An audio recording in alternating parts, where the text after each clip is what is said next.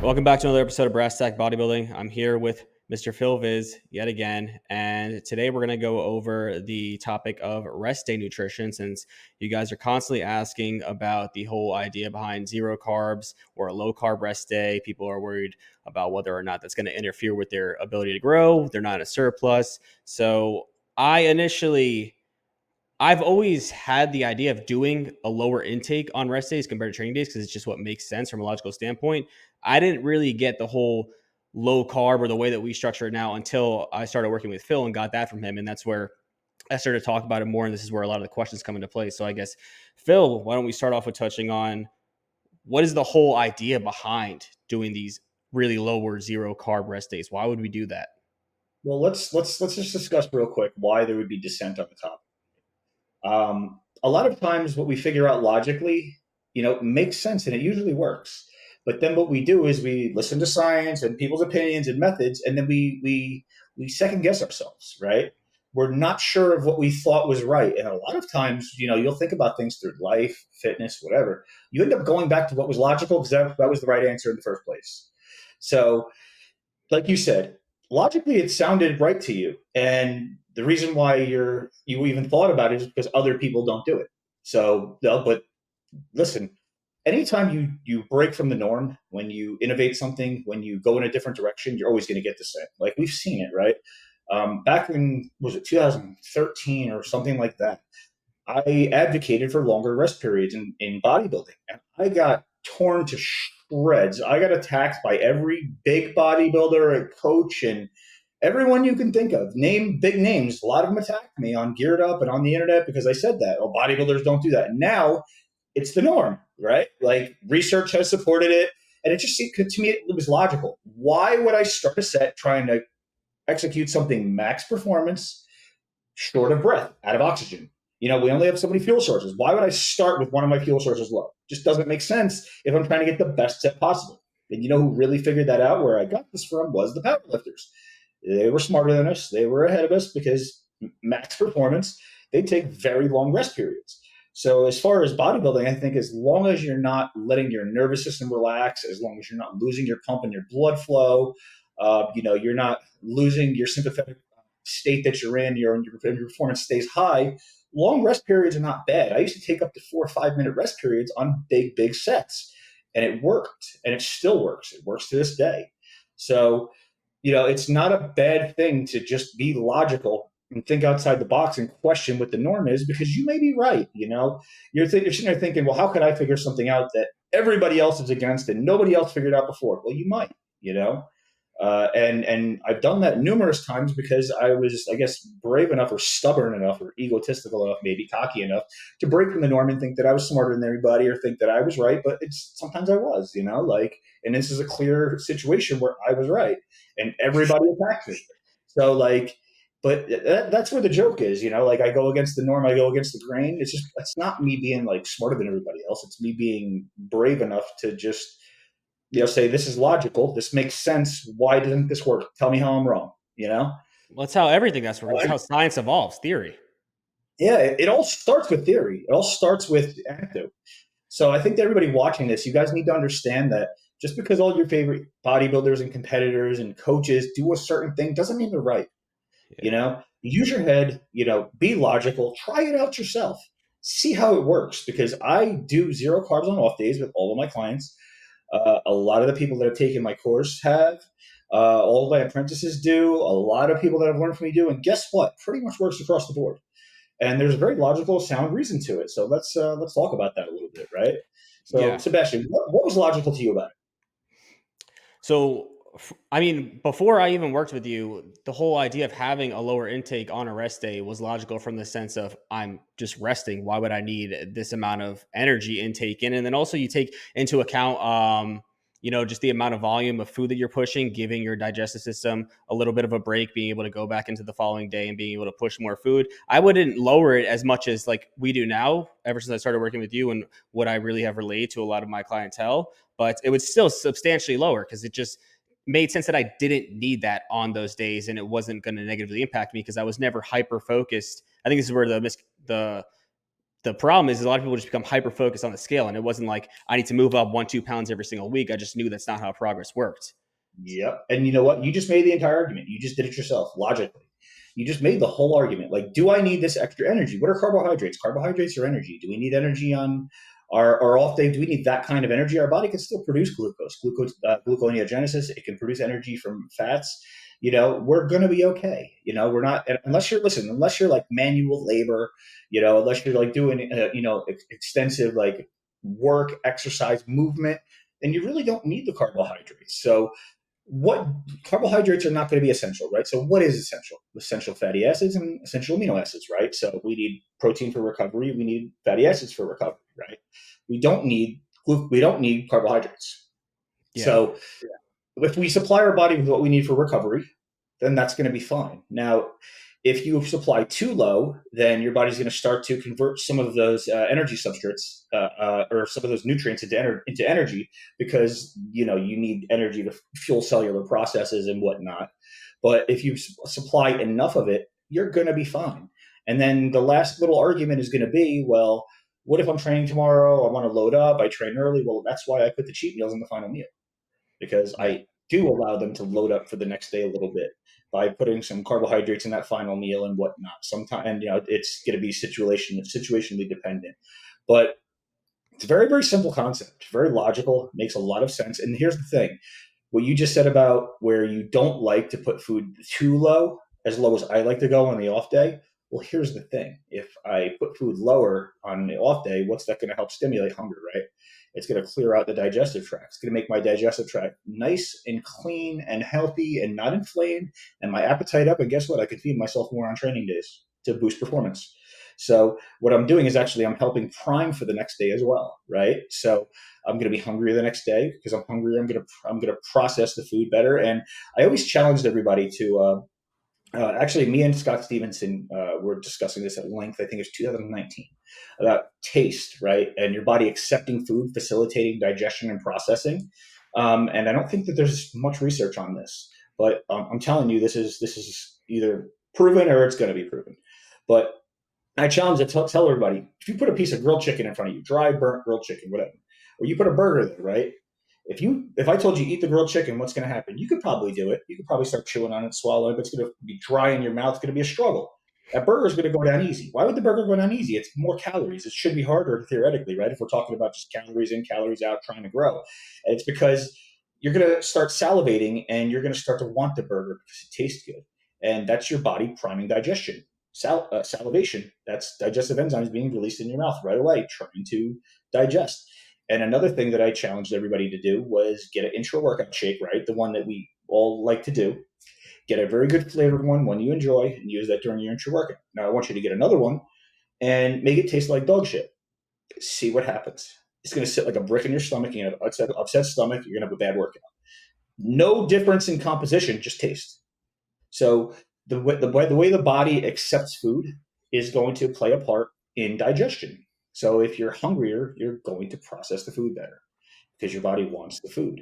If your digestion is clear and not inflamed, you're going to accept the food better. You're going to process the food better.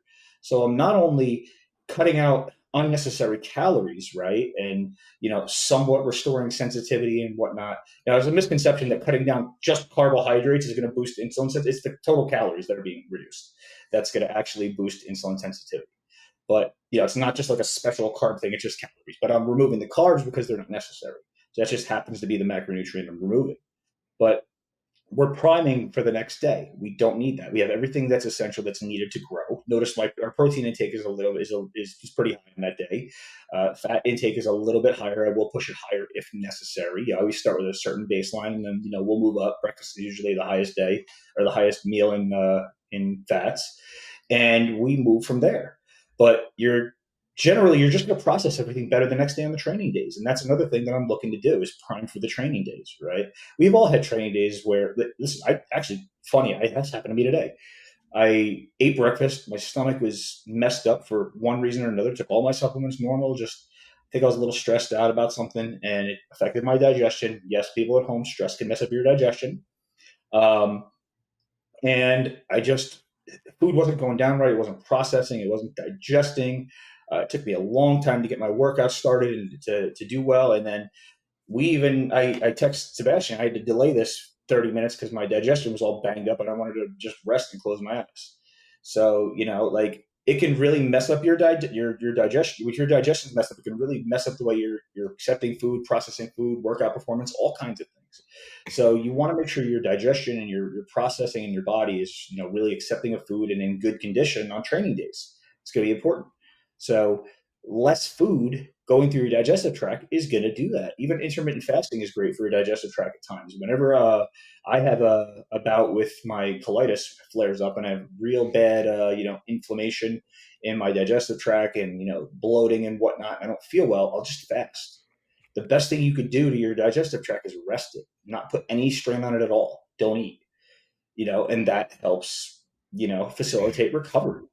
People want to take all these supplements and medicine and all this other stuff. The best thing you can do is let it rest. It's the best thing you can do. Just Yeah. not beat it up and not put anything in there, Yeah. Yeah. and then that's going to, fix the problem and put you in a good state for the next day. And doesn't that make logical sense? Yeah. But I want to go back to this here because I think there's just like a fundamental flaw in the thinking process of people who are confused about the the idea here. And again, it comes back to like hyper focusing on the scale because they always ask the same thing. Well, if I'm going to lower food on rest days, how many calories should I less reduce it by? Do I need to be in a surplus? And they're like caught up on these terms and not just understanding like what is the food actually doing for you that's aiding in growth and how is pushing food on that day going to help. They're just looking at deficit numbers. This is what I need to be at. Should I reduce it by 500 calories, 1,000 calories? And I know there's not an answer to that, but it's all context, individual dependent. But what is your This is a take? result of people. Again, I've been really speaking out about this lately, and I've spoken out about it a long time on the internet, online. Is the fact that people are educating and giving their opinions and trying to teach their following when they shouldn't be because they just don't understand things. They don't know what they're talking about. So there's a lot of misinformation that just keeps being repeated. Like, listen, if you have one guy that you think knows what they're doing, right? It's a great bodybuilder, they have a great physique, so they must know what they're doing. And they say something wrong, and then you start repeating it, and then somebody who respects you hears it, and then they start repeating it, and somebody who respects them hears it, and they repeat it. Listen, you're going through generations here, right? So, like, the kid that's listening today might be the 30-year-old tomorrow who's teaching, but he's still repeating something he heard when he was 22 years old from somebody he respected, back Mhm. when he was a young, ignorant kid. So, people carry these, wrong concepts with them for a long time because nobody's ever bothered to unexplain it to them. I spend constant time with my clients unexplaining things that they read online because it's frustrating. People, I wish there was some type of governing body that would just stop people from putting out misinformation. See, I didn't come across a lot of bad misinformation when I was young because we were all on the forums, so everything was centralized. If you said something wrong, like 10 people jumped in and was like, "You're an idiot." Like that's not right. So you were very Mhm. careful about saying anything because you wanted to make sure if you said something, it was right. Because if you didn't, it was what we called you get flamed. Like people would just rip you apart for saying something stupid. And today, in today's culture, hey, mind your business. Don't be mean. Don't point out how that person's wrong. It's not conducive to progress. It's not beneficial to people to be PC and not correct the wrong information. Like a lot of people don't like Lane Norton, for example. I like Lane Norton. We butted heads in the past. I thought he was condescending and whatnot. But the fact of the matter is, he puts out a lot of good information, and he attacks the people that are putting out terrible information. He actually explains how they're wrong. So like, you're not going to watch one of his videos and end it and go, "Well, I still don't agree with Lane." No, he like definitively proves that that was complete horseshit. So I like that he does that, where he basically picks out bad information and just corrects people. We need more of that, but the problem is there's not a lot of people that are qualified to do that. you know Yeah. I think that Dr. Mike Israetel would be able to do that, but I think he's a nice guy, and even when he does his review videos, he's nice about it. I think he should be a little more corrective and a little more aggressive and a little more scientific. I think he doesn't want to like pigeon. I don't think he doesn't want to box people into a corner like you're wrong and just make them look stupid. I think he's trying to be nice about it, like give them a way out. Whereas I Lane doesn't do that. Lane's gonna throw you in the corner and beat you up. Yeah, I have no idea, but I'm trying to stay to the point here. What we're trying to do is help the people learn, right? So All let's right. take this Yeah, step I, by I, step. I rambled on a little bit because you got me on a triggered topic, but the fact of the matter is, there's a lot of bad information. That's why these people have these concepts. Is like was my point. So what do you So, say to the kid who goes, but I'm not in a surplus on those days now? well, what first of all, we have what's called a calorie medium, and that's what That's your body fat. maintenance. Or you're okay, yeah. We we're always in a surplus, As long as you're or not we'd be leaning, dead. you're Yeah, we're always in a yeah. surplus. We're actually typically in a 60, 80, 100,000 calorie surplus. So yeah, we're at a major surplus at all times, and your body can utilize body fat for energy, right? Hmm. So it would make sense that you could still intake things and change your composition. Maybe the body weight won't go up, right? But you could change the composition, based on what your body is doing with these nutrients. Now, you don't have to be in a surplus 24 hours a day to grow. And remember what I said. We're talking about a surplus at the right times, giving the body what it needs to recover. But like I said before, a point that a lot of people are missing is the lower calories on the off day allows me to put calories higher on the training day. So I'm just shifting calories days to push my performance, right? So if I have somebody who's, say, a 7 on the scale of 1 to 10 gaining body fat, right? I probably can't give them a hell of a lot of carbs. They're going to get fat. But if I keep them low carb on their off day, I can give them a lot more carbs on the training day and push their performance, can't I? Yeah. So that's what I'm aiming to do. I'm aiming to utilize nutrients to really push performance and, aid in that. If you don't execute a workout, if you don't create a stimulus, nothing happens. I don't care what you eat. I don't care what you take. You have to create a stimulus or nothing happens. Workout comes first. And if your workout is not sufficient, nothing happens. You have to fuel that workout for it to be sufficient. You have to have sufficient performance. You have to beat what you've done in the past, either better form, better tempo, more reps, more weight, something better than last time in order to continually progress, right? So performance is everything. So I want to do everything that I can to push performance. Also, what it allows me to do is, as we know, taking insulin sometimes can elevate fat storage a little bit, but it's not going to hurt me as much if I'm having low carb days, if I'm having a lower calorie day.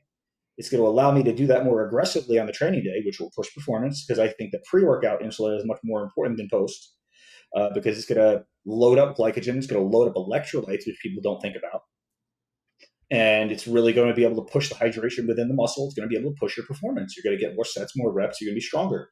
You're going to perform better, right? And it's hard to get aggressive with insulin without getting fat. But if you have zero carb days or low carb days, low calorie days, then it creates that space, that room to get aggressive on the training days. So I'm really trying to push performance. So it's not a matter of, oh, I don't have enough calories today. Well, I'm shifting the calories. I'm pushing them on different days. I'm still giving you what you need to recover and grow. Hmm. So that's an important concept that people are missing. People got too tied up in, calories out, and they're not thinking about what the body actually does with those calories. Yeah. Yeah. They look at it as they just look at it through numbers, right? So you're basically say if we took the average of the whole caloric value, macros, all that for a week, say it's 30,000 or whatever, and say you divide that into 7 days equally, what is, I don't know, 4,000 calories every single day versus maybe doing 5 days at 4,500 and the other 2 days are around 3,000. Same total numbers at the end of the day, but you're making better utilization of those nutrients, of those calories, depending how you program them throughout that week. Some things that people don't consider are, the health of the digestive tract, longevity, right? Hmm. So let's talk about some of the things that retire bodybuilders. What retires bodybuilders early? Well, I can give you a big name right now. I can tell you Dexter Jackson. He didn't retire because his muscles wouldn't do it, because his body wouldn't do it. He retired because of the food, because his stomach just couldn't do it anymore. He was sick of it. He was struggling. Another one is Brad Rowe, who I believe has qualified for the Olympia before.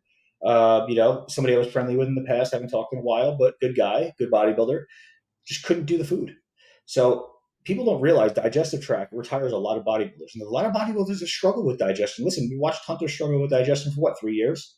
Yeah. And now all of a sudden his waist is down, what, 2, 3, 4 inches, looks like. Just because he fixed his digestion and he's bigger than ever, he's performing better than ever. He got in great condition now, like look at what happened from fixing it, right? So people don't consider the conditions of your digestive tract. And then we talk about anti-aging and longevity. What does everybody promote for that, right? Intermittent fasting, right? They talk about autophagy and all kinds of other things like that, which, is not specific to fasting, but well, that's besides the point. But it's about, intestinal tract health. That's where all of your nutrients are absorbed. That's how your body is being fueled, right? If your body's not being fueled and you're not getting nutrients, then your body's not getting what it needs to be healthy and survive. So keeping your digestive tract healthy is very, very important. If you're pounding it every single day, that's not a good idea. It's not going to perform well. Yeah. You need to have healthy machinery, for it to work properly. Would you race your car at 80%, for pink slips against somebody else? No, you wouldn't, because you're probably going to lose. You need your car at 100%. So why would you go in the gym and try to perform at 100% and grow at 100% if your digestive tract's not 100%? It's not going to happen. It's just Yeah. logical, you know? Digestive issues, digestive problems can lead to so many issues. It's actually insane. We don't have a lot of, I don't know how much research, we don't have that much research to attest to a lot of the things that people say now. But when you really just look at the mechanism, like I heard Justin Mahaly talk about this the other day, and I'm having him come on and talk about it, how low stomach acidity can play a major factor in hypothyroidism and things like that. And because however it affects the esophagus and all this shit, I don't know, I'm going to have him on talk about it, but it's just crazy how you always hear about all these issues that people experience. And a lot of them come back to fixing and restoring gut health. Absolutely. And people talk about like cardiovascular disease being one of the number one killers in the United States.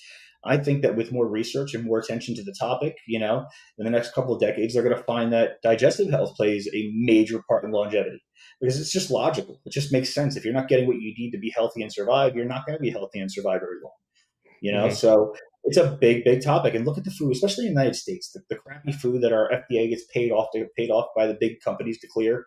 Like, there's a lot of things in our foods that are just illegal in other countries. It's Yeah. like, and when we get health food here, it's more expensive, not less. Yeah. It just makes no sense. Like, they want us to be unhealthy here, and it beats up our digestive tracts. Lex Lewis, another one with the food, another one who Yeah. retired because of the food. And he said straight to me, personally told me, he's like, I think that moving to the United States and the food in the United States did this to me. Yeah. But I want to keep this pertaining to people, more so the people that are probably watching this, not open bodybuilders that are 250 plus pounds, right? Because most of these Digestive kids health is watching for this, everybody. yeah. Well, I'm just saying, like, the issues that somebody who's trying to put on mass and is eating 3,500 calories, like, there's a lot less likelihood of the digestive issues occurring just from eating consistently the same amount of food every day, right? So, like, what are Well, it's like, wear and tear over time, little bit by little bit by little bit, right? yes, So if you're constantly pushing a surplus, you're straining it. It's under strain. It's being worked. Listen, you could drive your car the normal speed safely, normally. But you drive it long enough, it gets beat up. Listen, you mhm, don't have. It's not like you don't have to hammer your digestive tract for it to get beat down and worn down. It's yeah, going to happen no matter what throughout life. Listen, everybody watching this, when you get old, you're going to have digestive problems. Every single person watching this. yeah, So it's going to wear down, and that's a no, fact. no, So it makes sense. I think it's definitely important, but I also think it's, in the eyes of majority of people, it's like a long-term problem that they might encounter. And for most people, they're not pushing heavy amounts of food. So for the vast majority of people that are trying to grow, like, what are the immediate things that are really going to benefit them in terms of having these much lower carb off days? I would say, if I'm going to answer like immediate things that I would think would what's the word I'm looking for, inspire somebody to use this approach more so, would be the help with appetite, the better insulin sensitivity, which is going to lead to that's better. going to be the number one aspect. Yeah. Insulin sensitivities is something that I've been trying to bring attention to in the last 5-10 years. It's something that's very, very important that not people don't pay enough attention to. Um, and a lot of people still use fasted blood glucose, which is completely obsolete, because there's so many things that can alter that and vary that. That's not accurate. Your A1C is an average of where your blood glucose has been for 3 months. That's what you use. If you're in another country, it's not over the counter. Go to the doctor, get a blood work. But everybody in the United States, we can buy that over the counter now on Amazon. So there's no excuse to not have your A1C and know exactly where it is. And I've seen across the board, and people that have been following me, and I give a lot of free information and tips in my stories and my posts and whatnot.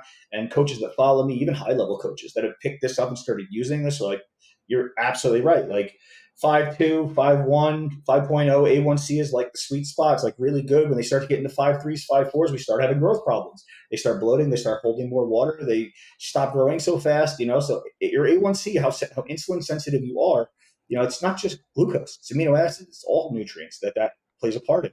So if you're not absorbing your food properly, right, or in the right, or storing it in the right places, then you're not going to grow properly.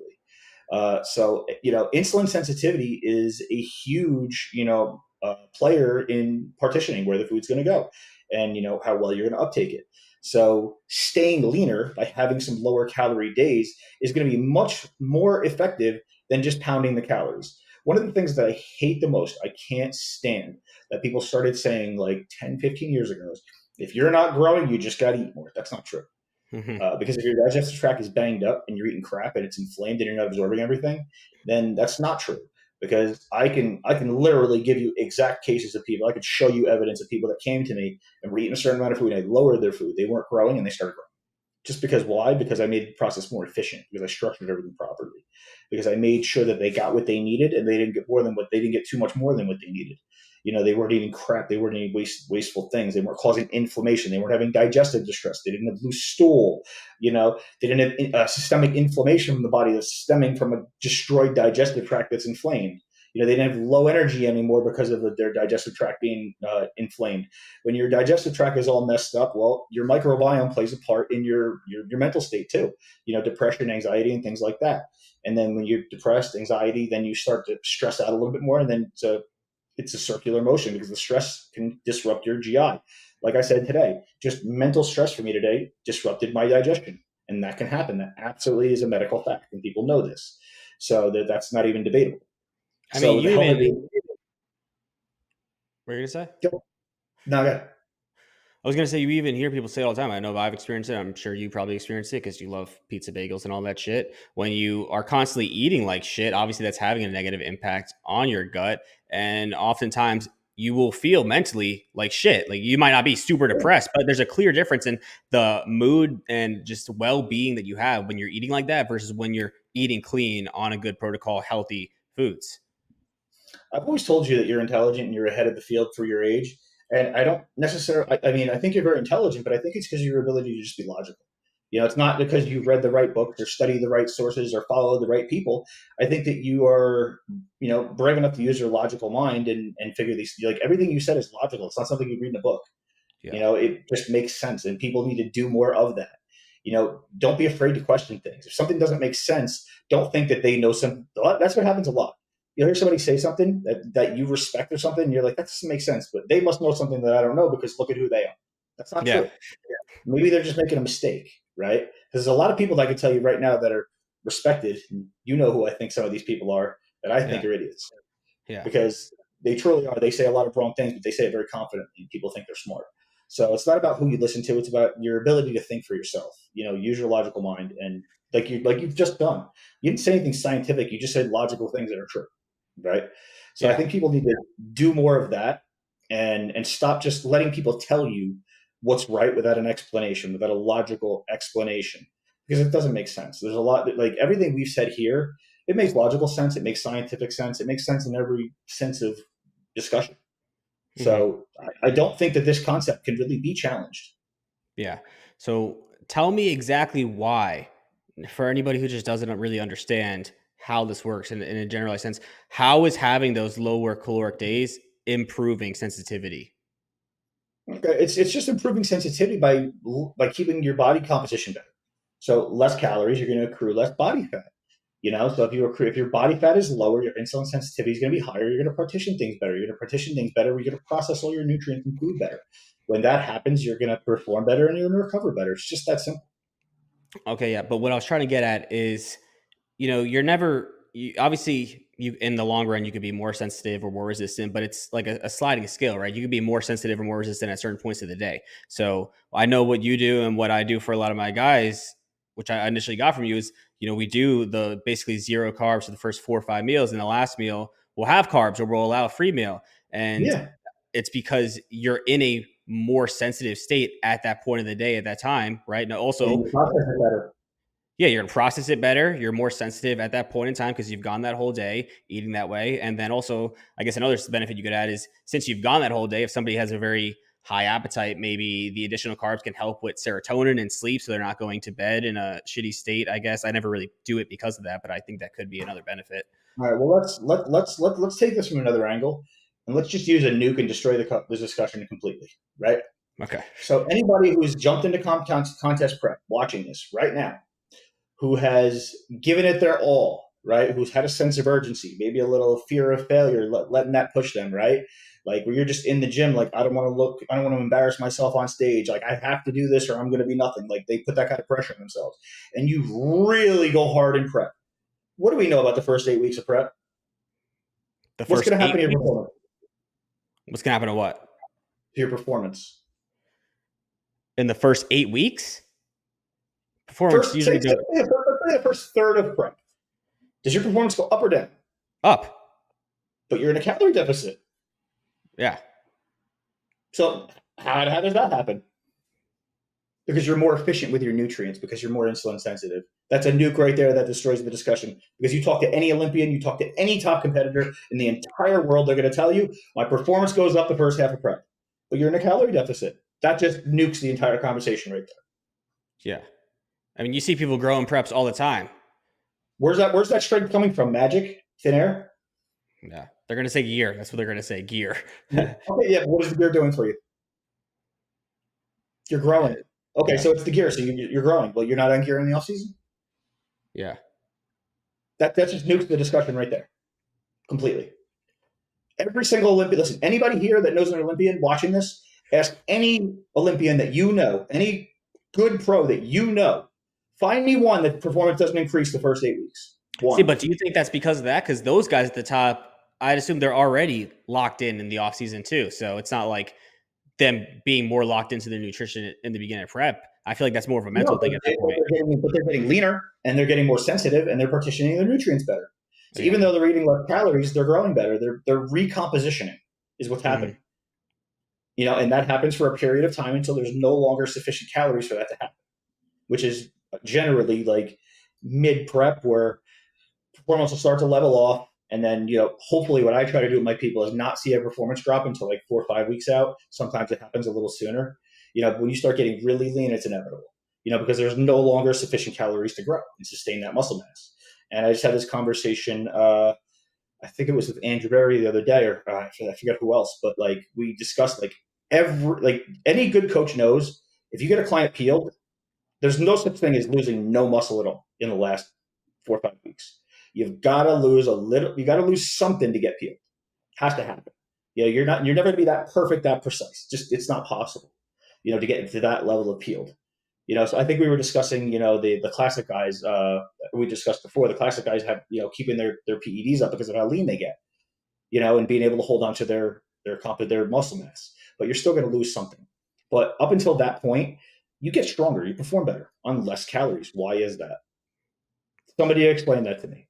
Other than insulin sensitivity, nutrient partitioning, healthier digestive tract, more efficient system. The strength is not coming out of left field. It's not coming magically out of the air. It's coming from new muscle. I mean, you see it the most in a reverse if done properly.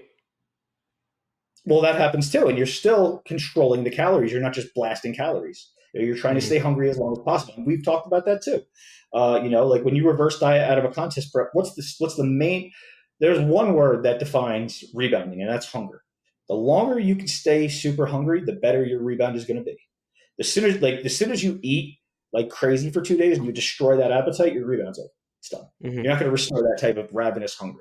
The longer you can deal with ravenous hunger and stay hungry in a rebound, the longer it's going to last and the better it's going to work because your insulin sensitivity and your nutrient partitioning. Pending you're still giving yourself sufficient calories, which I'm sure you are at that point because it's going to be more than what you were on prep. But it's all about insulin sensitivity, nutrient partitioning, efficiency, and health of the system and how well the system works. Yeah. And that's a clear example right there. There's nobody that can argue that. Contest prep first half, at least the first third, you're getting stronger on cutting calories down and doing more cardio. So explain that. Yeah. So give a basic recommendation for these people who are interested in doing this, but still they're still confused on exactly that approach because they're always asking the questions, how many calories do I reduce it by? Is it 1,000? Is it 500? And we're saying no carbs, but then we're also saying that we add carbs in at the end. So what is the average person who's looking to do this? How do they really structure that? Is it completely no carbs, a little bit of carbs? Where are those carbs? Well, anybody who's seen my programs, you see my off days are pretty standardized, honestly. because I feel like it's not rocket science at this point. I make sure you have sufficient protein intake. I make sure you have sufficient EFA intake. I make sure you have a little bit extra fat for energy and to account for energy being burned up in processing and whatnot, because we don't want to just have protein and no fat. So you're going to have a lot of gluconeogenesis, and you're going to have a loss of total protein because that's being converted. I think that's a little bit complex and confusing, but you can look See, that but up. gluconeogenesis, I wouldn't even think that gluconeogenesis would occur if you're in a surplus 5 other days of the week. I would think you have sufficient enough glycogen to the point where the Well, your body's body's not always going to going to need have that. immediate energy. Your body's always going to have immediate energy needs, and it's going to depend on your activity. The brain likes to run off the glucose. If you're moving around at anywhere near your anaerobic threshold, your body's going to require some glucose. Mhm. And there's always going to be some degree of gluconeogenesis happening. And if you don't have any fats there, then your only energy sources are protein. So your body's going to convert something of that.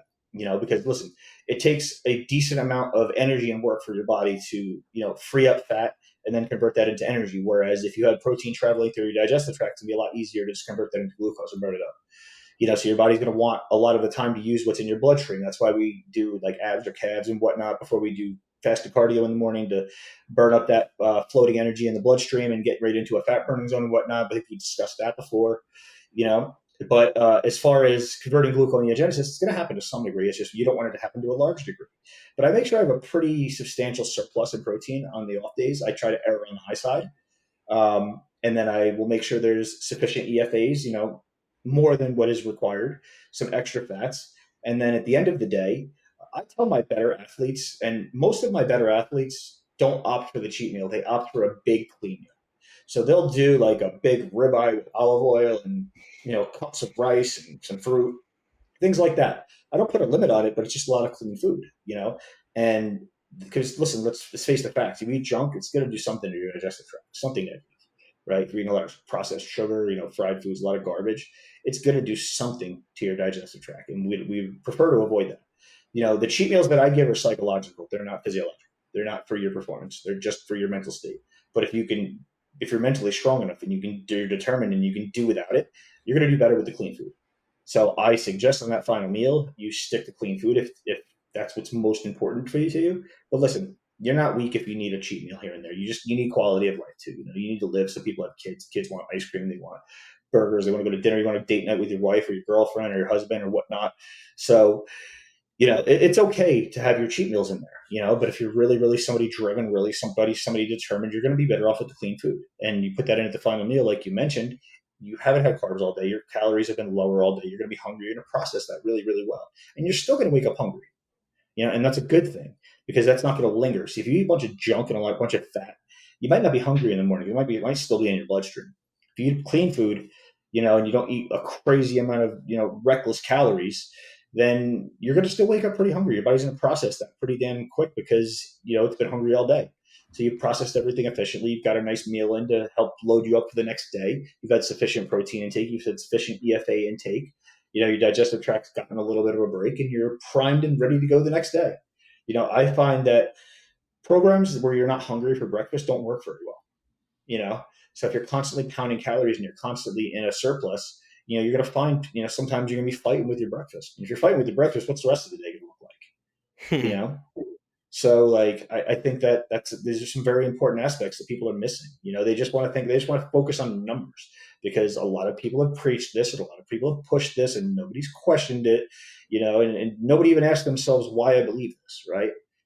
And nobody's really supported or proven this, because if anybody bothered to really, you know, take apart the science and everything like we just did and came to logical conclusions, they say, wait a minute, that doesn't make sense. Yeah, no, I mean, they just think calories are energy, so I need to be in a surplus of energy to build muscle, and that's just not how it works. It was just built off this fundamental misconception of how to actually grow, and then they think if they're going to pull into a deficit, now they're taking away from potential growth. When like in all reality, that's probably making the chances of those Yeah, well, gains let's higher. make this fun then. Let's make this fun then. Okay. Anybody in the world, any coach, any scientist, anybody in existence who wants to debate me on this topic, I'm game. Let's go. Okay. I mean, I don't think there's anything to debate. It all makes There's sense nothing when to you debate. break That's the down the point. exact the You're not the going to get a method. challenge because there is no debate. Yeah, no, there's I mean, I don't think any coaches in this industry do this. They all You know what I utilize think? low and high days. I'll tell you the truth. I think a lot of coaches leave the diet the same because they're lazy. You think so? Yeah, Hmm? I would. Yeah, yeah, yeah. But no, It's I laziness. mean, Just eat a every lot of day. Here's coaches your do diet. that, but a lot of coaches do utilize high and Pull out your intra, and that's it. yeah. A lot of coaches do utilize high and low days. Like I don't think any coaches that are coaching IFBB pros are just giving them a straight diet for 7 days of the week. A lot of them do. That's pretty fucking crazy. Uh, Yeah. but okay, so are you ever going completely no carb on the off days in an off season setting, not in a prep? So no carbs Yeah. in the last Well, meal. here's the thing. During cruises, for example, right? During a cruise, there's a few things that I want. I want to try to maintain muscle mass. I want to try to retain, everything that we've built. I want to get healthy. I want to clear the system. But what I also want to do is I want to prime for the bulk, right? I want to prepare. If they say you're not are what you eat, you are what you ate yesterday, right? So if we want to set up a physiological process, we want to set up a setting that's beneficial for the future. We've got to start now because it's not going to just happen now or it's not going to just happen tomorrow. We got to set that up and prime that. If we want to boost insulin sensitivity and get leaner, well, guess what? We got to do that for a period of time. So during cruises, I try to get people a little leaner. If that costs me a little muscle, I don't care because we have muscle memory. Once you Mm-hmm. get people, that's another misconception people have. They're so worried about losing 10 to 15 pounds during their off time and this and that. But listen, we have enough research that's shown, listen, even with myself, who I have very average genetics, and I've shown that what did I put on 40, 50 pounds in a matter of 50 days? I'm not special. It's just muscle memory. It happens for everybody. So Mm-hmm. if you get on a really solid program, your muscle comes back fast. I think I was talking to I don't know if he wants me to mention his name a couple weeks ago, who tore their bicep, and he said his bicep, his arm, one arm went down to 17 inches, right? And he's like, my arm was 20 inches again in a month, like maybe month and a half, something like that. Muscle memory comes back really, really fast. So I don't care how much you lose on your cruise, you're going to get it back in weeks, and then we're going to build on it. But if I can reduce your body fat and improve your composition and clear out your digestion and make your body nice and healthy, guess what? When we jump back on, you're going to respond a heck of a lot better. So Mm-hmm. what I'm saying is I have people reduce their training volume during a cruise. They train 4 days a week, which means 3 off days. I only give them a cheat meal one, maybe two of those days. So there's at least one zero carb day per week. Mm-hmm. I would be hesitant to think that people are losing tissue in a cruise phase unless you're pulling them down super aggressively and getting them It's a lot super of lean. water. It's a lot of water. Yeah. And then when I make the digestive tract very healthy, well, we're probably clearing out some waste. So there's some weight coming from that. So Mm-hmm. people are thinking that, the weight is muscle mass, and it's really not. You might Yeah. lose a little bit of your performance due to neural activity and things like that, but it comes back very, very fast. Everybody here watching this who's like worried about losing muscle mass, think about it. How long before your strength is completely back once you jump back on cycle? 2 weeks, three, maybe four. So like, and especially if you take the cruise serious. If you're not like, oh, I'm not on cycle, I can't be strong. No, if you battle, you can hold a lot of that muscle mass. You can improve. And yeah, you can improve because listen, your blood levels are still high for a couple of weeks post cycle. Yeah. I mean, well, even strength is just neurological adaptations. Like, I don't think anybody, for the most part, should really be getting weaker during a 10-week cruise or something. Well, you're typically going to get somewhat weaker, especially if you do the method that I'm talking about. We're trying to improve composition, but it's one step back to take 3 steps forward.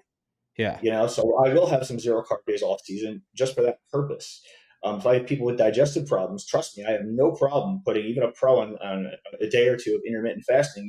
I'm not going to make it a consistent part of their program, but I'll do it a couple times here and there if I really need to restore and fix things. I've got no problem with that because it's a small step back to take some jumps forward.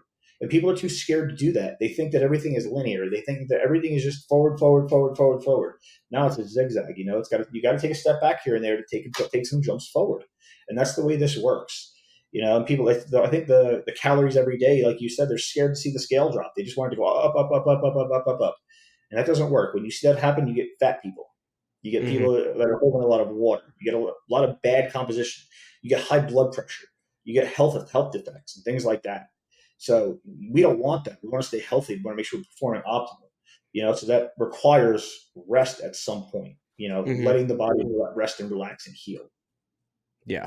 Yeah. Do you like supplements? I'm talking about the legal ones because I know I do. And if you do, make sure you check out HD Muscle. Today's sponsor of the podcast is HD Muscle Supplements. That's actually a lie. They're not a sponsor of the podcast. They're just my sponsor. So naturally, I'm going to plug them. Use code SEB if you order anything from HD Muscle. Why spend more when you could spend less with code Seb. I've been really digging the clear protein that they have. I've been on a kick for months with this stuff. It is phenomenal. I really like it. And if you haven't tried it, I would definitely give it a go. Pre HD Black is my go to pre workout. It's one of the stronger ones, but it's not too strong. Doesn't make me feel shitty, makes me feel just right. So check them out. Now let's get back to it. Going back to what you said regarding sensitivity, you said sensitivity would just be improved by them getting leaner. That's what you said, right? Yeah. Yeah. So I know we've talked about it, sensitivity a lot of times. I think there's also something worth noting here is that as a bodybuilder, you're eating usually at least 5 to 6 times a day, right? And I think that's primarily where the sensitivity issues really come into play because there's fat people out there, like the average people that are not insulin resistant, but they're eating 1 or 2 or 3 super calorically dense meals a day. So they don't have that constant slamming influx of high blood sugar. So when we're eating 5, 6 meals a day, you do that 7 days a week. It's like you're never giving your body the break. I would think like that's why I don't want to say we see more resistance with bodybuilders Well, than there's a obese lot people, of but well, like we it's have to common. remember that we have to remember there's more than one thing that affects insulin sensitivity, right? So we'll Mm-hmm. talk about something like contest prep, for example. I'm going to give away a little tip here that I don't typically give away, but it's a lot of again, it stems from coaches and people not reading the medical literature and actually understanding what they're talking about. So one of them is dehydration. If you look at contraindications on hydrochlorothiazide, diazide, Lasix, things like that, Bumex, whatever, any type of diuretic, it's going to say insulin resistance. Now, does the medication cause insulin resistance or does the dehydration cause insulin resistance? It's the dehydration. So if you're not drinking enough fluids, right? If your electrolyte balance is off, if you're eating too many things that dehydrate you, then you're going to be dehydrated. If you're dehydrated, you're going to be insulin resistant. So that's one thing that people are battling when they're peaking. A lot of coaches will think back on this. They're like, wait a minute, I was feeding this client all this food and, it just wasn't going anywhere. It wasn't loading. It's because they were insulin resistant because of how dehydrated they were. And you didn't take any measures to counter that insulin resistance. So that's a little tip right there for everybody. But dehydration can cause insulin resistance. Stress can cause insulin resistance. There's a lot of different things that can cause that, not just body composition. So there's more than one factor that can do it, but ultimately what your body is doing with the food is going to be most important. Mm-hmm. Okay. So this is a approach that's generally going to be applicable to most people. I would say is the whole zero. I would say in the off season, the most applicable thing that's gonna for most people is going to be no carbs basically for your first 4 or 5 meals, Well, then have some carbs remember, the rest of it. there's an exception to every rule. Remember That's that. what I'm almost that's what I'm getting at. almost Yeah, every rule. So let's talk about somebody actually, Gabe. that's what I was going to say. Gabe's body doesn't produce GH. He's got super thin skin, and he doesn't really store body fat at all. So that's striated glutes year round, no matter what I feed him. I can't give him zero carb off days because he will not grow because his body is already insanely hard to put muscle on. Like he burns through food like you wouldn't believe. I remember peaking him for a show, and I've given him 10,000 calories. People have watched me do it. I've had Antoine Vallant was there. Like, IFBB pros have watched me feed this kid freaking cookies and like all kinds of crazy shit. And he's just Huge cookies. bone dry and dropping weight. Yeah. So his metabolic rate is insane. I have construction workers that work jackhammers and iron workers and heavy manual labor. Can't do that with them. They're going to burn through it. Because they're in a situation where they just can't eat enough food to grow. They're barely eating enough food to grow because their body can only can turn over so much, right? Your body can only process so much, and their bodies need every bit of that to be able to grow because they're burning so many calories on a regular basis. You could also argue this for hard gainers, right? Somebody who's constantly skinny, you could argue that they need that. But here's the thing. A lot of people think that they're hard gainers and they're not. They just don't execute their program as well as they think they do. I've never met somebody who said, "Oh, well, I just don't execute my program that well. That's why I'm not growing." No, everybody thinks they do a good job until they meet somebody who they see actually do a good job. It's the same thing with training. Nobody ever tells you like, "Oh, I don't train that hard." No, you realize you don't train that hard when you train with somebody who trains hard. Yeah, no. The most people that I see say they're hard gainers, it's like the skinny kid who eats 4 or 5 thousand calories of garbage shit, whatever. But then you put him on a plan of 3,000 calories of whole food, and he's super full, and it's hard to get down. You know who I usually see are the hard gainers? when I get videos from them and they are not training very hard, but they think they are. Oh, but I hit failure. I can do push-ups to failure. Does that mean I'm training intensely and going to grow? Yeah. That doesn't mean you're training hard. You need to learn how to, kick your neural drive into the next gear and really, really push and train hard.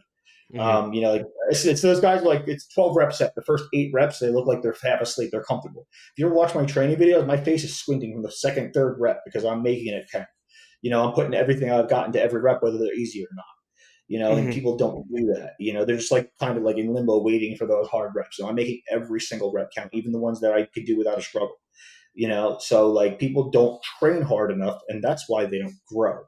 Hmm. And they think that they're hard gainers, so they start blaming the calories because, like I referred to before, oh, you're not growing because you don't eat enough. That's complete bullshit. Sometimes it's true, but it's not always true. Yeah. You've got to assess each situation individually because everybody's unique individual, and you've got to see what specifically is going on with that person. Yeah. So that we could do a whole nother episode on that. But going back to Gabe here. So Gabe, let's say Gabe isn't, I know Gabe's in school or whatever, but let's just say for the sake of conversation, say Gabe is somebody who just works from home, doesn't move around a lot, but he has that super high metabolic functioning rate. What is, if you give him lower food on one of those off days, reduce the carbs, do what we're talking about, only have it in the last meal, why is that inhibiting him from growing? Because he's just burning through everything and he's going to get into this catabolic state. Yeah, he's just burning through everything. Like some people's bodies are energy geared, some people's bodies are storage geared.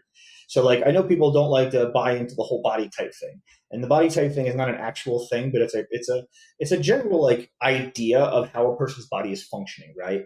So don't take it so literal, but just take it as an idea of how the person's body functions. So if we're talking about an endomorph, well, they gain body fat pretty easy. They usually gain muscle pretty easy. Why? Because their body's storing everything. Why do ectomorphs have a hard time? Well, they're usually hyperactive and they're usually turning all that food into energy rather than storing it and building muscle.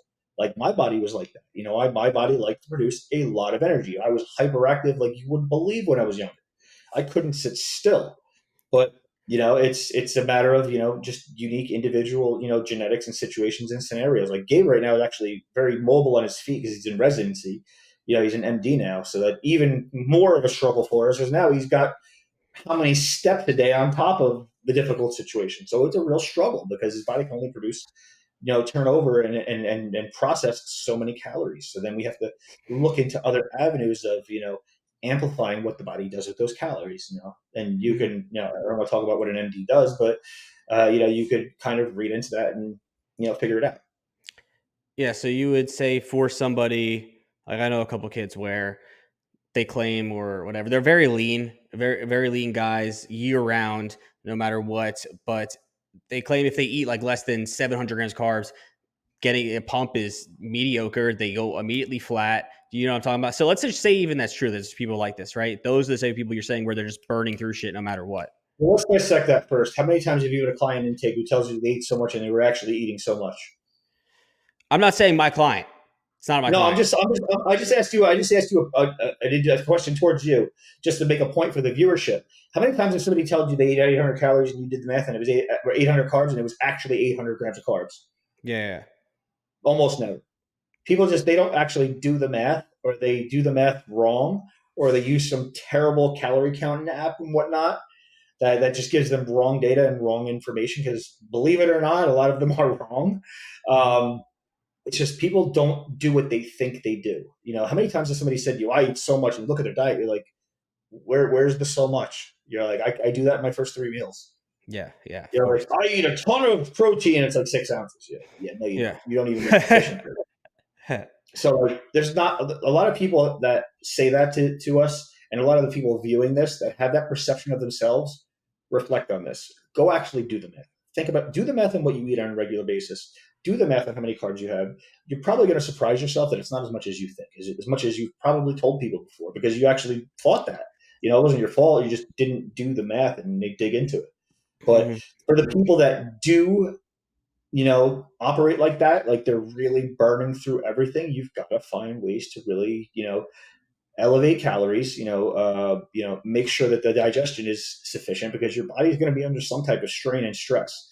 So you've got to get creative with it. Sometimes you need to go with more calorie dense, junkier foods, but you want to go with the ones that are going to disrupt the digestive tract at least, right? If you don't want to go with like some of the things that I like personally. are something like Pop Tarts, for example. Like, yes, processed sugar, garbage, but it's going to be a hell of a lot better than fried chicken. Hmm. You know, so it's gonna it depends on like how many trans fats you're getting. You know, like what's the volume of it. You know, how is your body reacting? Because everybody's gonna be individual. Everybody's gonna react differently to things. See, I ate processed sugar a lot of my life. So, you know, even though it's not good for you, it's not great for me. You know, it can flare my digestive tract. I don't respond as bad to it as I see a lot of clients do, you Yeah. know, because my body has built a tolerance to it over decades. You know, so I'm not saying it's a good thing, but it's the lesser of two evils for me. But you know, a lot of people, some things that work with people are bagels with jelly. You know, that usually digests pretty well, and you can get a lot. Like bagels with jelly, peanut butter and jelly. You get a lot of calories in for less volume, things like that. And there's been a lot of programs that I put peanut butter and jelly on. You know, just because nut butters, that's why people love nut butters. It's high calories, low volume. You know, so you want to look towards more calorie dense foods because your body can only do so much. Your body can only produce, only turn over and process so much. So you're going to need to look towards denser calorie sources. Like I will go towards ribeyes, and what I love to use actually is oils like extra virgin olive oil, macronut oil, things like that, because you get a lot of calories for something your body doesn't have to do a lot of work with. You So for know, those people that are like Gabe, that are just super high metabolically functioning people, bringing up fats in that point at that point is well, that warranted. was one of the things. Actually, we just had Nick Trigili on an episode. And you know, I worked with him for numerous points throughout his career. And one of the things that really helped him grow was olive oil in all his meals. Hmm. You know, just pouring it on because he needed so many calories. You know, we Hmm. talked about his contest prep where I literally had to stock his cupboards with Pop Tarts because he kept going hypo and burning through everything because his metabolism was so fast. You got to insanely fast metabolism with somebody who also has built a metric ton of muscle. You know, you've got a crazy fast basal metabolic rate, and they're just burning through everything constantly. Yeah. So, you know, like in a situation like that, you need to find denser sources. But the dense source has to also be something that's not going to disrupt and mess up your digestive tract. And that's going to take trial and error. You know, there's Yeah. no science to that. There's no key to that. There's no, you know, leads to that. You even have a FODMAP diet, right? For people who have digestive issues, GI issues. And it's still a guess and check method, right? When you're given the FODMAP diet, you're told go through this, see how you react to each food, because people are going to react differently to different foods. Some people, you know, aren't bothered by caffeine. Some people are. Like I get destroyed by coffee, but I'm okay with caffeine, right? You know, some people have a very adverse effect of fiber. Some people don't. You know, or different types of fiber. You know, so you've got to really see how your body responds. So the people in those unique circumstances, you've got to play with more dense sources and see what you can get away with. The problem with this is people like to convince themselves that what they like is what's working. Yeah. So, like, I mean, listen, I've done it. Back in the day, if anybody followed me back in 2011, 2012, like, I like fried French toast for breakfast. I convinced everybody that I was loading up for the day to go train legs and I needed all these calories. That was complete horseshit. I believed it because I wanted to believe it, you know, because I love the French toast. But in Yeah. retrospect, that was not good. You know, like we'll convince ourselves of what we want reality to be. So don't convince yourself that a food works just because you want it to work, because you enjoy it. And this is why you need a coach too, because a lot of times you can't make these decisions. Yeah. You're No. going to choose what you like. Uh huh. People get stuck in The their only ways. time I had a client tell me, but like people like to use, for example, dense burgers for refeeds and cheat meals and prep, right? I have never had a client in my life tell me, oh, I don't react good to burgers. Oh, no, they're great. I react fine. It's not always true, but they wanted it to be true. They don't want you to tell them to not have it again. So you can't always make these calls on your own. That's why you're going to need a coach, because you're too emotionally invested in this, and you're going to want what you want. Listen, we're designed to cope. Like we literally, as a species, are designed to cope. I think the statistic was we see ourselves as 3 to 4 times more attractive than we actually are. Why? Because you can't change it. So you've got to find a way to cope with it. We have constant coping mechanisms, and that's a coping mechanism. Yeah. So with somebody like that, that's obviously a rare instance where somebody's just consistently burning through stuff. Is them just given the scenario where they are following a good protocol, they're not, eating a bunch of shit. If they're consistently unable to maintain a pump and it's not due to insulin resistance, would you say that's a telltale factor that they need to have higher intake? Well, you need to dissect, all of the factors that would relate to that, right? Yeah. Electrolytes. Some people live in warmer climates and they sweat a lot. They're Yeah. sweating out Yeah. electrolytes. They're not taking enough. Listen, I hate the fact that, a lot of doctors will say lower your sodium intake. Like they think that's stupid. Yeah. I know. You could do a number of other different things to affect blood pressure and electrolyte balance and whatnot if you understand how the system actually works. Um, but like if somebody who lives in a warmer climate, like, oh, actually, no, this happened to me when I moved down to Florida. I was sweating uncontrollably, and one of the things I noticed was like my pumps were affected, my strength was affected. And I thought it was just 'cause I was dieting. And Mhm. the fact of the matter was I was sweating so much, I was sweating out electrolytes. So simply just adding back electrolytes at the right time fixed the problem. You Mhm. know, so people that struggle with electrolytes combined with an insulin spike, so electrolytes with carbohydrates is going to help uptake those better. And a lot of times that's the issue. A lot of times, actually, I think Hani Rambod was the one that was coined for telling people when you can't get a pump in the workout, stop and go drink 32 ounces of water. Mhm. And everybody tried it, and guess what? Everybody ran back like, "Holy crap, that was so simple," but it was correct. Yeah.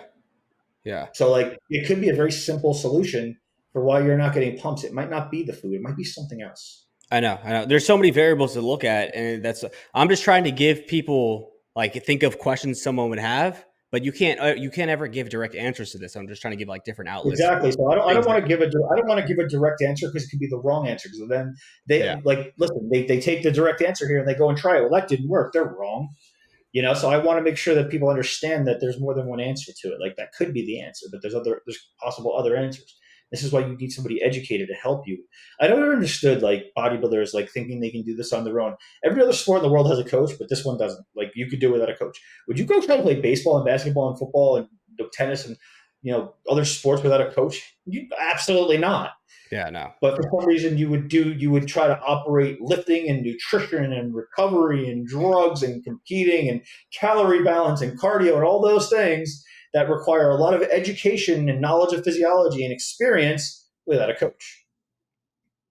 Yeah, no, it is quite funny the way that it works. I think people don't really see it as a sport. They just see it as this hobby that anybody can pick up and do, which anybody can, but to do it efficiently and to get to a high level, you obviously need guidance. And then also it's funny because there are a lot of bodybuilders who are just dumb meatheads, but I think the general population just looks at everybody like that. And obviously we know that some of these bodybuilders, people in this industry are some of the smartest people out there, smarter than people in the medical field. And it's just Yeah, insane. absolutely, 100%. Listen, I've restored fertility for 7 people whose endocrinologist failed for numerous years. Hmm. I don't think it necessarily is I'm smarter because I put more effort into it and I put more study into it. I cared more and I paid attention more. Whereas they're just like writing a script and sending them out the door and I'll see you in 2 months. Yeah. So they're not hands on enough. But like there's a lot of situations and scenarios like that where our field actually will supersede what goes on in the medical field because we're more hands on, so we have more experience in seeing what the response to all these things are. The doctor's not calling you tomorrow going, "Hey, how'd that medication work?" Or how'd that advice go? Yeah. No. We're communicating every day, so we're more exposed to how everything is working step by step by step, and that gives us experience, and that's gives us a leg up on the medical community a lot of times. So if you have a coach who's actually educated into the medical field, physiology and anatomy, all those kinds of different things, then a lot of times they're going to be more effective. Which they all I'm should not be. saying don't listen to your doctor. I'm not saying that. I'm just saying that we have a leg up with the experience and the anecdote and being exposed to all of these different things. But the fact of the matter is just like I don't know. I think I lost my train of thought.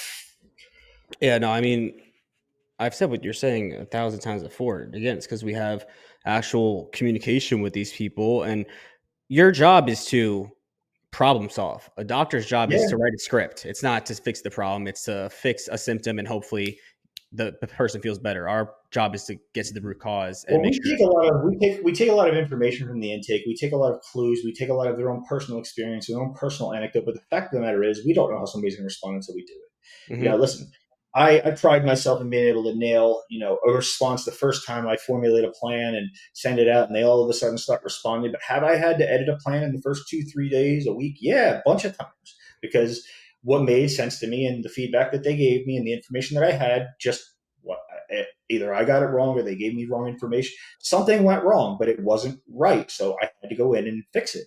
over and over and over until they responded. I've changed plans. I think inside the first month, I've probably changed a plan 5 times, but a lot of the time I pride myself on not having to touch it again after the first time I do it, because that usually is what goes right, but that's not every time, because it's not an exact science. We don't have all of the right information. So a lot of it is, listen, we've got to try it and see what happens.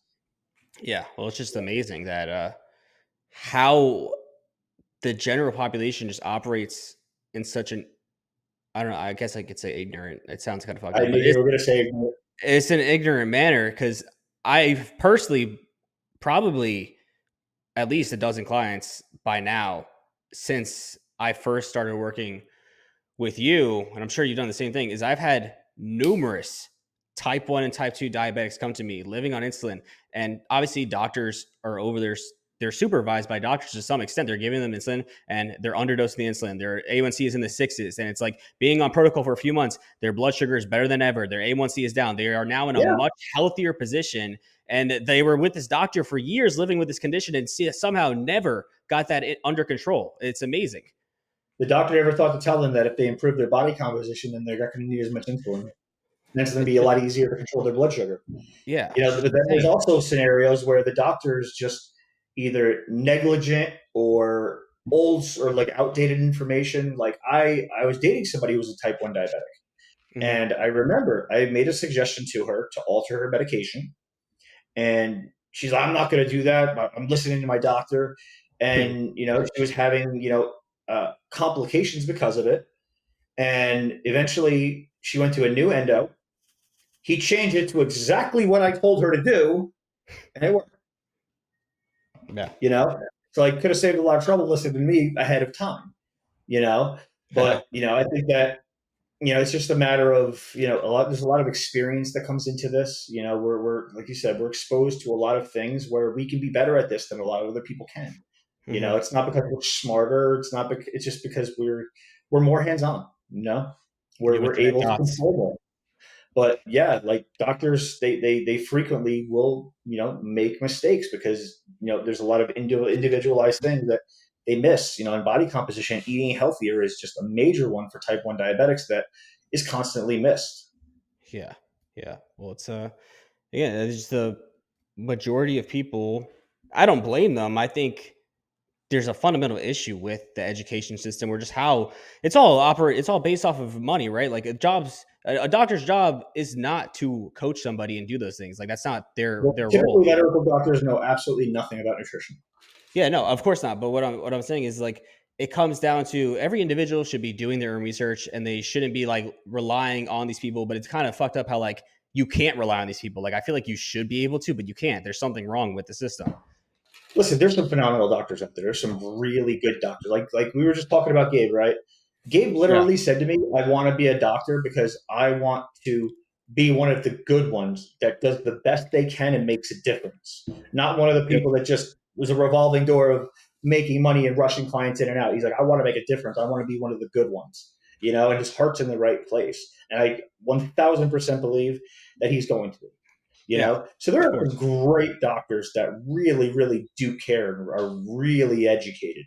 I remember I must have been early 30s, and I had just begun like really digging into physiology and things like that.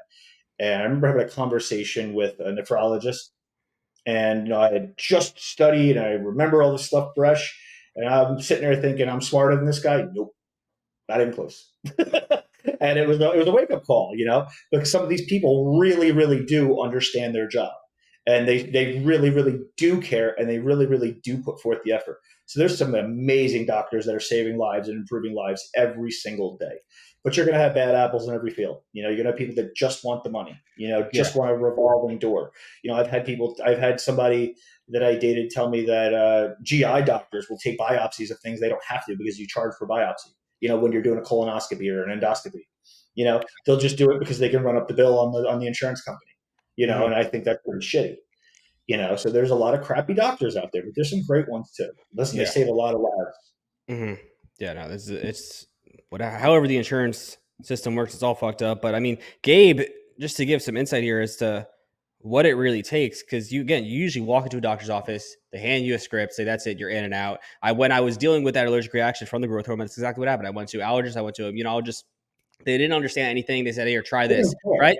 They didn't care. I did all this research, and Gabe was the one person who really like conversed with me back and forth every day, because Gabe had access to medical journals that you can't find online, and he was going in and researching this stuff. And I was like, is Yeah. it this? And he was explaining it could be this because growth hormone acts with this, and it could be this type 3 hypersensitivity, it could be building these immune complexes. And we went back and forth. It's like that's the type of like information you need, somebody to really go in and do research for you to really try to figure shit out. It's not like I could have just went to Gabe and he'd be like, oh, it's this, here, take that. That's not going to do anything. He took the time to really try to figure out what's going on with me. I remember I went to one of my ex's doctor's offices and they ran my blood work. Now, I have a habit of when I'm on phone calls to pace like a lot. And I had an island in my house that I would do circles around. And I must have done 1,000 laps in days because I had certain days I had a lot of phone calls. And I remember I had been on my feet a lot the day before the blood work. So they ran my blood work. My liver enzymes are elevated. She's sitting there telling me, hey, this and that and this and that. I'm sitting there. I'm like, listen, like that's not the case. That's not what happened. I'm going to fix this. It's going to come back good. And she's like, no, that's not true. And I'm like, listen, I'm going to come back in a week. We're going to run my blood. And she's like, we got to run your blood work again, run more extensive tests. I said, okay, do me a favor. I'm going to come back in a week. I'm going to fix this. And then we're going to run the original ones too. So, okay. So I go back and do that. 5 days later, I get a call. Oh, surprisingly, I'm not surprised because I told you I was going to fix this. I told you what was going on. Would you like to know what I did? Oh, that's outside of my scope of practice. No, what you mean is because I can fix the problem without medication and repeat doctor visits. You don't want to know. You don't care. Yeah. That was the answer. Yeah, it's crazy. So that's a crappy situation. That's a lot of You know, situations, though, unfortunately. but that unfortunately that's some doctors. Mm, But there's a lot of good ones too. I don't want to shit on the medical community because generally the medical community keeps us alive and they're making a lot of headway and a lot of progress for us. yeah. So it's just a few bad apples, and I wish that there's tighter governing bodies on it or tighter regulations or more watchful eyes. I don't know, something that could hold these people accountable and weed out the people that are just there for the money. Well, it's just the appeal to authority issue, and we see it in every industry. It's not just the medical industry; it's just more of a problem because everybody thinks, "Oh, doctors, so I need to listen to them." But there's bad coaches, and there's way more worse coaches than there are good coaches. There's way more shitty chiropractors than there are that are actually interested in helping you. Like they just want money. It's doctors always going to be less good professions than there are bad ones. I'd say 95 out of 100 coaches are not qualified at a high level. Yeah, I'm sure you would say that. Yeah, Well, I could support it. yeah, I know, but yeah, I don't want to make this a really long episode. I think, is there anything you think we didn't touch on as far as I the think we rest got of to the the topic point. goes? I think we got to the point. We made the right analogies. We explained this as simply as possible. We were thorough. And then, like I said, the contest prep point just nukes the entire conversation to begin with. Hmm. So at this point, like I said, I put out the challenge. No one's going to debate me on this because there was no debate. Yeah, So anybody watching this now, I think is going to like. I know you did this for your viewership, which is a great thing. Sebastian asked me to just come on here for you guys, for all of his fans, all of his followers, because he wanted you guys to understand why this was right so that you guys can progress better and do better. So he asked me to come on here last minute and do this just for you guys because he cares. So I think that this episode right here, is just a prime example of like people doing the right thing, like Sebastian, for the right reasons, trying to actually help people. And he just wanted to clear the air on this, make sure everybody understands. And I think we did that. yeah, So mission accomplished. awesome. Yeah, so I guess just to give a brief overcap here, somebody who's trying to build up bulk into a diet, the way that I would say it, and tell me if you think you would add anything into this, is I would obviously start with primarily focusing on carbohydrate intake around training, pre and post workout. Then you start to add them in throughout the day, depending on your schedule. Maybe it's better suited to be a last meal, depending. Maybe it's better suited to be early in the day. It just depends on what your individual needs are and how you Depends need on to when you structure train. your day. Huh? Depends on when you train. Yeah, depends on when you train. 'Cause Well, My so people, my people that train after one meal in the morning always have carbohydrates in their last meal. mhm. You don't want to go into the gym on one meal that's not even completely digested. Yeah, So I yeah, give them carbs. So what I'll do is I'll reduce carbs in the middle of the day, and then I'll throw them in at bedtime. yeah, yeah. So if you're training early in the morning, having more carbs at night, and then for the rest of the day goes, I mean, from a general standpoint, I would say start with just zero carbs, and then you start adding them in where it makes sense. If you're most people, it's probably just going to be in that last meal, have some start titrating carbs up there. Um, and then I guess if you're somebody who's very active, the second place that I would usually add them is in the first meal and then have them be spaced out through the day. But then, maybe the third, if there's 5 meals, and I would add them first, I would do meal 5, then probably the first meal, then probably the third meal. Then it would be all meals if they really needed and they were super active. But I would want to Well, get breaks. also for a little bit of insight and perspective, I think that some of this argument stems from not being mentally tough and disciplined. People don't like to be very hungry. Mm-hmm. So their excuse is that this doesn't work because what happens? I get my clients tell me all the time, on off days, I'm so hungry. My answer is great. I'm happy. Like that's what I want. I tell them like, listen, would you rather be stuffing food till you're nauseous on training day? Well, this is going to make it easier. Yeah. Think about all the times you were stuffing food and couldn't get it down and couldn't get your meal down and you were struggling. Well, this fixes that. So Yeah. let yourself be a little hungry. It's okay to be a little hungry. Go do something, distract yourself, be a little tough, be determined towards your goal. Everything's not going to be fun. Everything's not going to be easy. Not everybody likes to go to work, but they like money. Like you got to suffer a little bit here and there to get substantial results. And I think people just don't like to be hungry. So they're using this argument, like the counter argument, as an excuse because they just can't handle being hungry. Mm-hmm. Yeah. Why do I need to do that? It doesn't matter as long as the calories equate at the end of the day. It's not it's not true. I think another good point that you brought up that's worth just reiterating here is the whole idea of the food tasting better, allowing that to be better digesting. Because you see that a lot, and you really think about it, it all comes back to people always complaining, "Oh, chicken and rice sucks. It sucks. I can't get this down." But nobody Favorite. really takes the time to learn how to make food taste good. And doing that, not only is it going to be easier for you to get down, but the digestibility, how it sits in your stomach, is going to differ too. Let's throw in a little bit of science here. I believe this is scientifically supported. I haven't read on it in a long time, but your olfactory senses can affect your hunger. So a lot of times people will realize when they cook their food, they don't want to eat it. They're not hungry. So Mm-hmm. either have somebody else cook it or cook it in advance because that can actually affect your appetite. A lot of times you'll find like, oh, I'm hungry, and then you go to cook your food and then you don't want to eat it or you struggle with it. It's because of your olfactory system, having a response to that. So either cook your food ahead or have somebody else do it. Mm-hmm. And that could be a solution right there. For the Yeah. people that are working from home and cooking every meal, but they're not hungry, that could be a major reason. Yeah. And then last thing I'll touch on, because I just remember you said this too, was you don't like people waking up and not being hungry for that first meal. But a lot of people listening to this probably don't have coaches in the first place. So I don't want that to be like a determining factor of whether or not somebody thinks that something necessarily needs to change, because that could also just simply just be due to meal timing. And one day they're eating at 11, the next day they're at 7. So they have not got themselves into any actual rhythm. So you can't expect yourself to constantly wake up if you had breakfast at 1 p.m. yesterday. Well, that's another thing that you made a very good point about keeping a schedule because your body will, people realize this in contest prep, and I think they forget it in the off season, is that your body's going to get used to eating at certain times. So if you eat at the same time every day, I think we actually discussed this when we first started working together, and it actually helped you. Mm-hmm. That eating at a very specific time consistently is going to help you be hungry at that time all the time. Now, as far as not being able to eat when you wake up, see, I'm not somebody who likes to eat when I first wake up.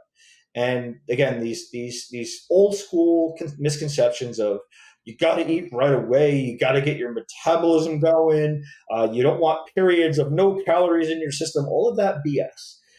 Like one of the things that has always helped me in my bodybuilding career, and I still do to this day, is like, for example, my routine right now. I get up in the morning, I go into the kitchen, I put my egg whites in the pan, I put my whole breakfast out, and I go take a shower. Mm-hmm. Well, one, because I realized that letting my eggs reach room temperature, they cook more even. But it also gives me a period of being awake and getting my metabolic rate going and going to the bathroom and allowing hunger to start to kick in. So what I'll do is the first thing I do is I hydrate.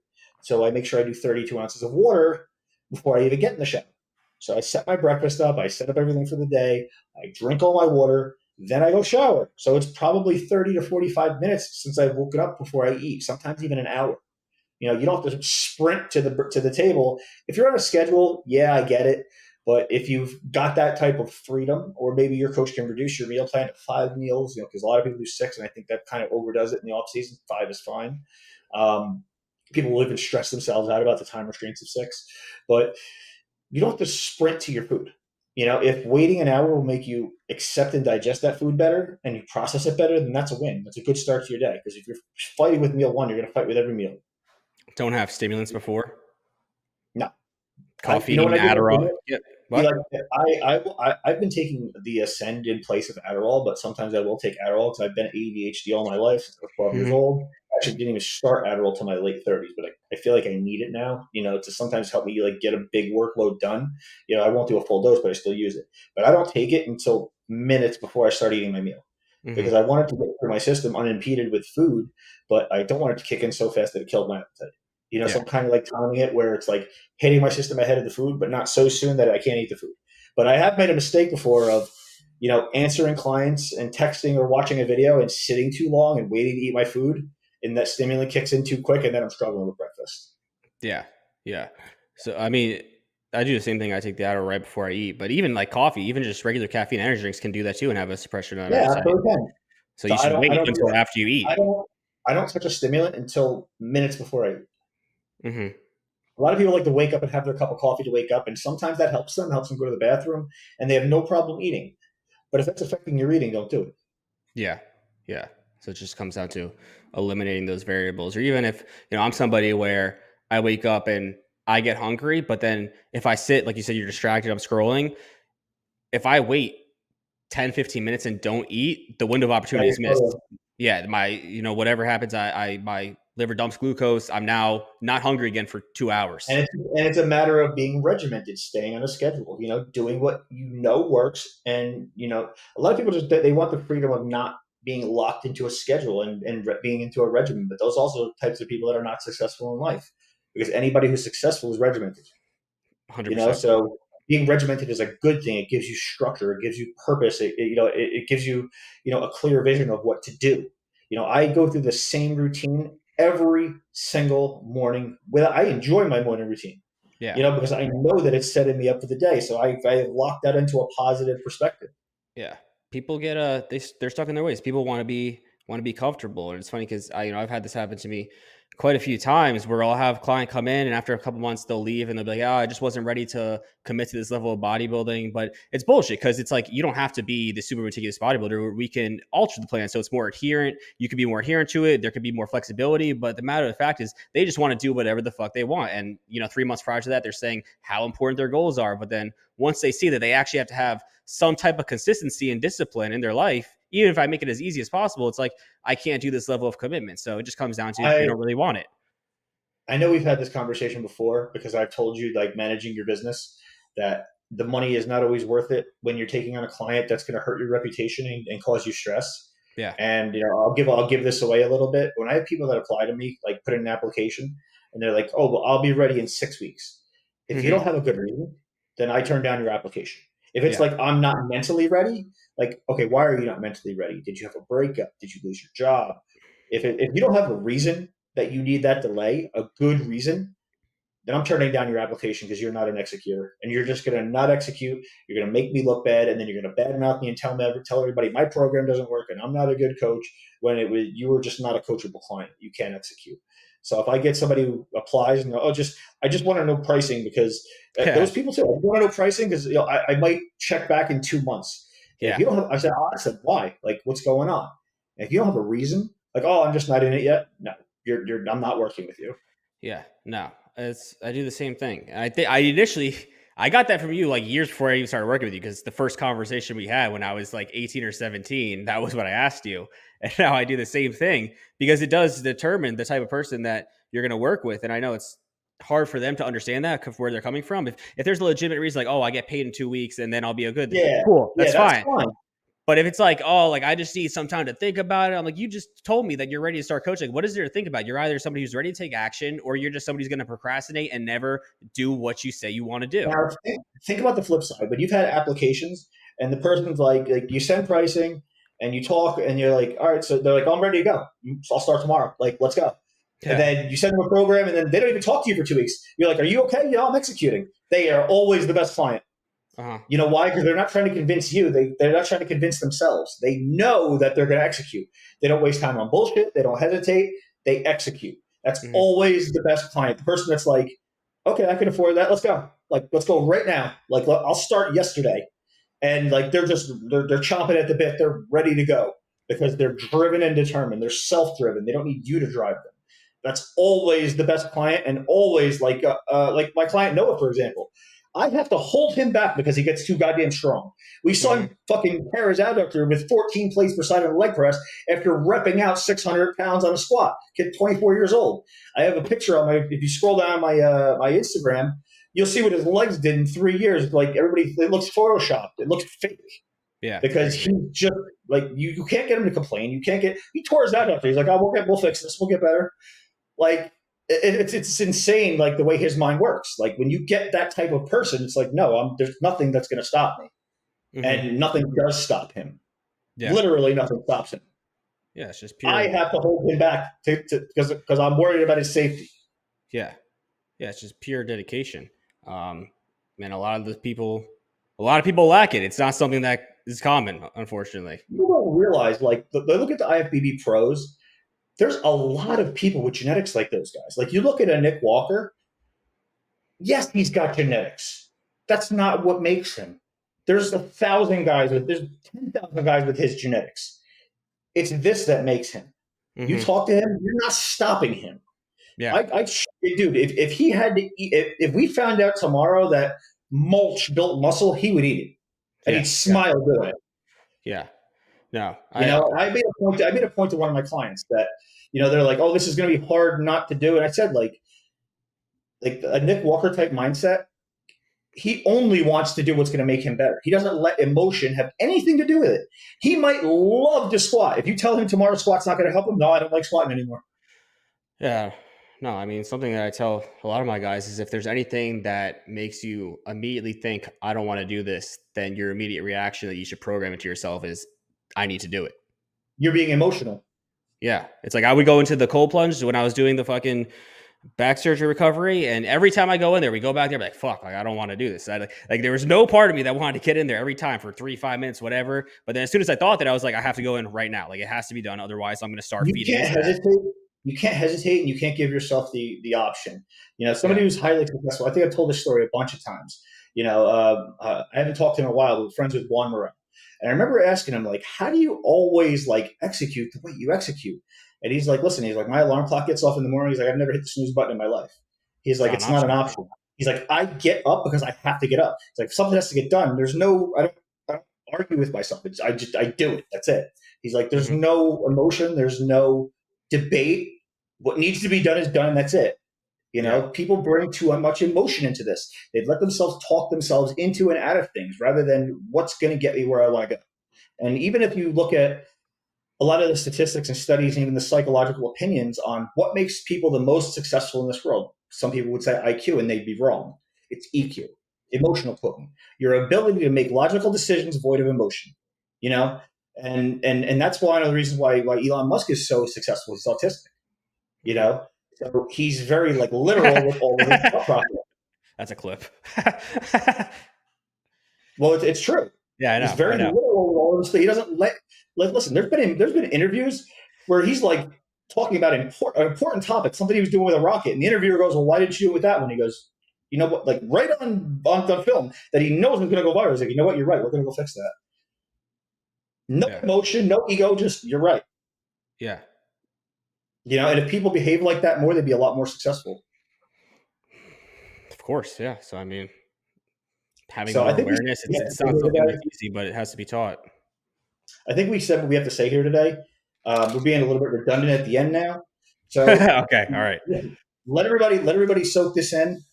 They can comment. Listen, I'll actually check this. I'll check out the comments on YouTube if anybody has questions.